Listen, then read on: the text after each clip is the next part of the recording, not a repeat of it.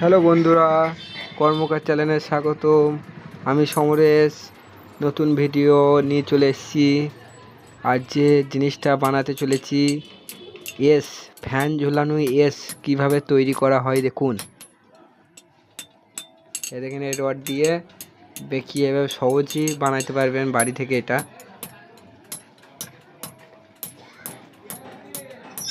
Ring টানা ডাইসও বানাতে পারবেন আপনারা এভাবে।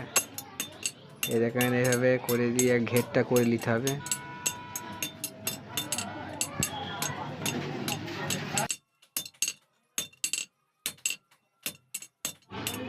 ভিডিওটি ভালো লাগলে অবশ্যই অপশান দিয়ে আছে, অপশানে ক্লিক করবেন পরের ভিডিও পাওয়ার জন্য।